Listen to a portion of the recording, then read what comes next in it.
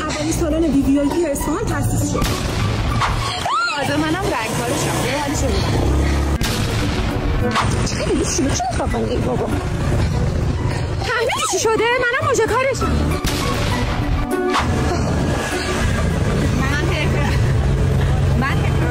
منم هیکاتات بیستشونم. سلام بچه. سلام عزیزم. بیا برسونیم. قربونتون. خدافظ. آجه از گرما.